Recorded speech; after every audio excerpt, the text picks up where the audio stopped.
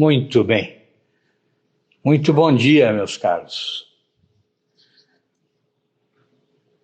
Olha, ontem choveu terrivelmente aqui, né?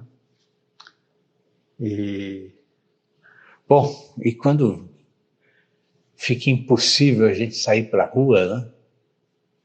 E claro, quando a gente pode ficar em casa e não precisa enfrentar uma tempestade como a de ontem, né? É claro que o ideal é a gente ficar lendo um bom livro, né? E ontem eu estava aqui à tarde, no meio daquela chuva terrível, e fazendo algumas leituras, e me lembrei de um fato muito interessante, né? Eu me lembrei da minha adolescência, da minha juventude, que eu morava com a minha família, né? Meus irmãos, meus pais. E assim, a casa que nós morávamos, né? A estrutura da casa, o funcionamento da casa, era muitas vezes assim caótico, né? Porque minha mãe sempre foi uma pessoa muito ativa, né? Até hoje, estava lá com quase 85 anos de idade, mas continua em plena atividade, sempre está inventando alguma moda, né? Então, imagine quando ela era jovem, né? Ela não parava, então tinha curso de artesanato, tinha, sei lá eu, corte e costura, e, enfim, a casa estava sempre cheia de gente, né? E claro, né, a televisão sempre ligada, né? Então, assim, era uma casa de barulho infindável, né? Uma casa que raramente convidava você, né, ao silêncio, à introspecção, e a ter, assim, horários de leitura, de estudo, né? E a minha personalidade sempre foi um pouco diferente, né? Eu gosto do contato social, gosto de me relacionar com as pessoas, mas assim, eu também gosto de ter um tempo dedicado a mim mesmo, né? Dedicado à leitura, ao estudo, ao silêncio, né? Sempre fui assim. Então, na exata medida em que eu tomei consciência disso, né, e que eu fui tomando consciência disso, eu fui fazendo o quê? Eu fui percebendo, né, intuitivamente, né, por uma questão de autodefesa, né, eu fui percebendo que eu precisava construir um espaço exclusivamente meu. Então, assim, eu usava alguns recursos, né? Eu saía, por exemplo, da minha casa e ia para a casa de minha avó, que era uma senhora viúva, morava em outro bairro, sozinha, morava num antigo casarão, no centro de Jundiaí. E assim, ali era absolutamente silencioso, né? Quer dizer, o silêncio só era quebrado quando eu e minha avó, decidíamos, por exemplo, ouvir um pouco de música. E ela tinha aquelas vitrolas antigas, com aqueles discos de 78 rotações, né, que muita gente nem imagina o que era aquilo. E nós, muitas vezes, então, passávamos algumas horas ouvindo óperas inteiras, né? Então, imagine uma ópera naqueles velhos álbuns. Muitas vezes você tinha que ouvir cerca de 20, 30, 40 discos, né? Bom, mas enfim,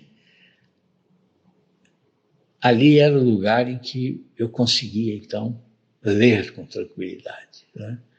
E ela também tinha uma pequena biblioteca, minha avó, né? E foi ali, então, que eu descobri, por exemplo, Flaubert, né?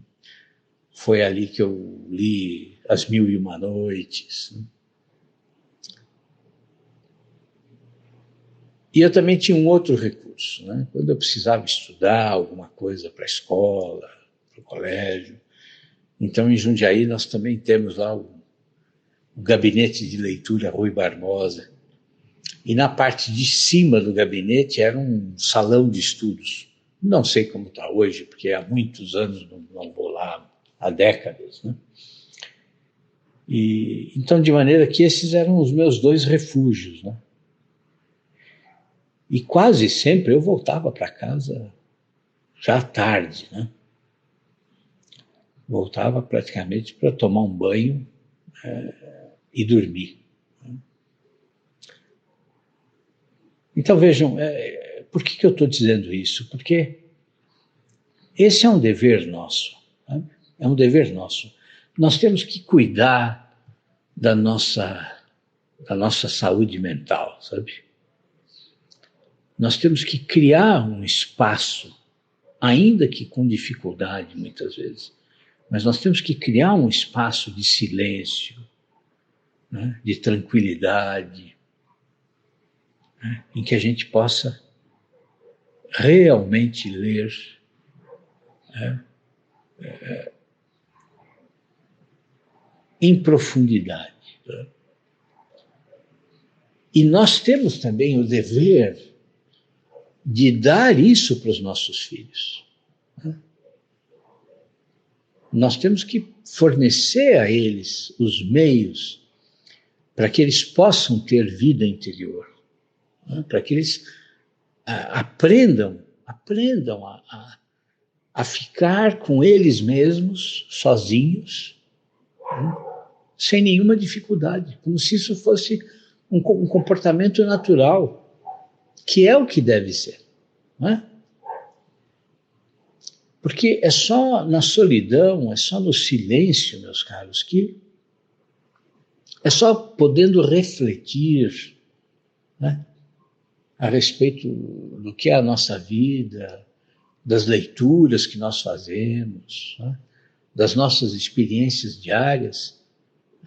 É só assim que nós vamos ganhando autoconsciência.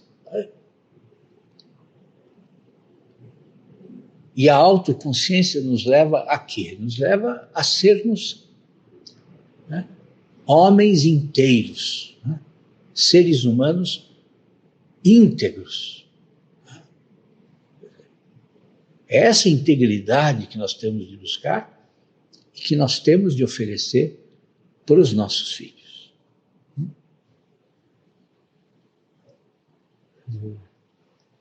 A pessoa que consegue ter alguns minutos de silêncio, de introspecção, né?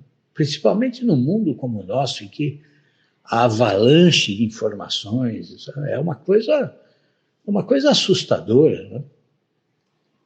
Em todos os sentidos. Né? Quer dizer, o apelo à desatenção é permanente, né? É permanente, é constante.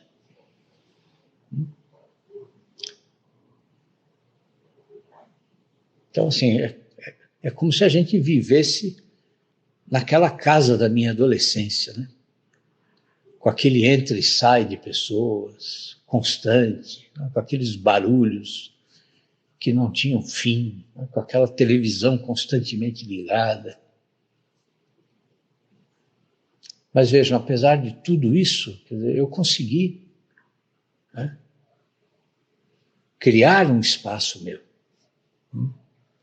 Quer dizer, eu consegui sobrepor o meu eu às dificuldades que eu tinha. Né?